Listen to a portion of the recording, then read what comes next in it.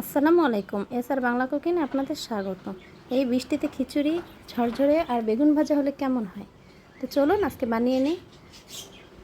এটা যে কোনো বৃষ্টির দিনে অথবা যে কোনো সময় আপনারা বানিয়ে খেতে পারেন। প্রথমেই আমার লাগবে কিছু মাংস। মাংসের পরিমাণটা আপনারা যে যার ইচ্ছে মতো দিতে পারেন। এটাকে এখন আমি ম্যারিনেট করে নিব। মাংসটা কম হলেও সমস্যা নেই, যে যার মতো পরিমাণ মতো নিয়ে নেবেন। প্রথমে দিয়ে দেব হলুদের গুঁড়া, তারপর দিয়ে দেব মরিচের গুঁড়া, এরপর দিয়ে দেব ধনিয়ার গুঁড়া,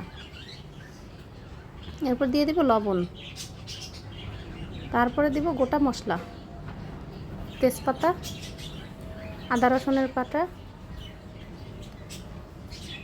সবগুলো একসাথে মেখে নেব।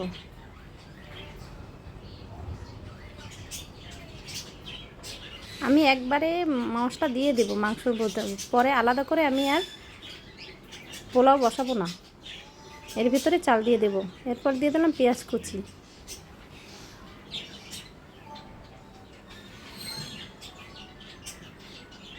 কাঁচামরিচ কাটা,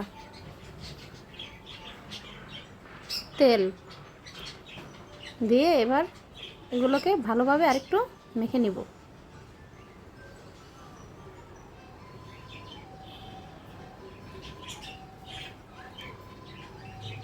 মাখা হয়ে গেলে এখন চুলায় বসিয়ে দেব।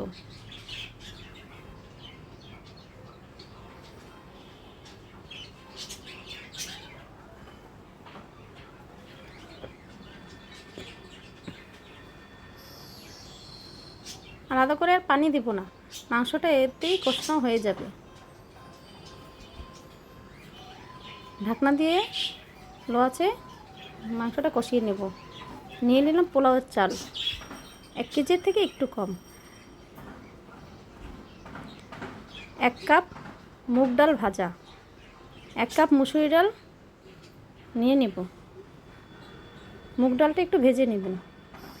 এদিকে আমার মাংস কষানোটা যখন অর্ধেক হয়ে যাবে তখন এর মধ্যে আলু দিয়ে দেব।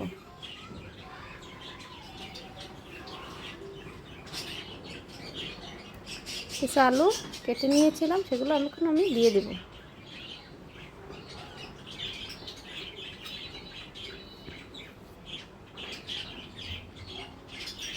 এরপর নাড়া দিয়ে ঢাকা দিয়ে দেব কিছুক্ষণের জন্য।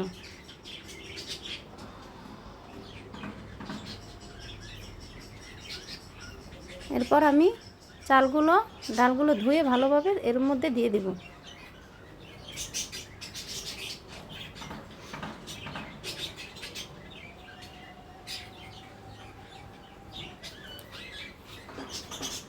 একটু নাড়াচাড়া দিয়ে চালটা ভালো করে মিশিয়ে নেব।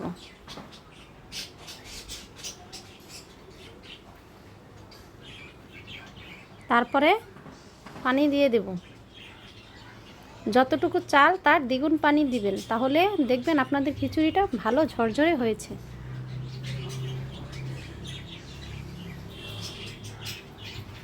লবণ দিয়ে দেব, স্বাদের জন্য একটু চিনি দিতে পারেন, তাহলে খেতে আরেকটু ভালো লাগবে।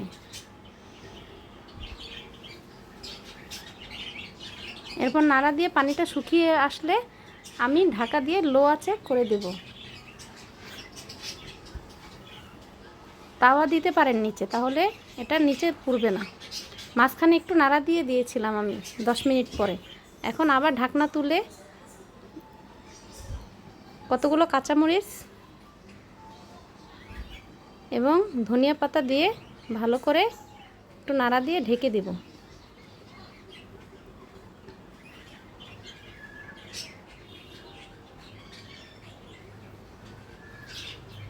অন্য চুলায় আমি বেগুন ভাজা বসিয়েছিলাম। হয়ে গেল আমাদের মজাদার খিচুড়ি। আমার ভিডিওটি ভালো লাগলে লাইক, কমেন্ট, শেয়ার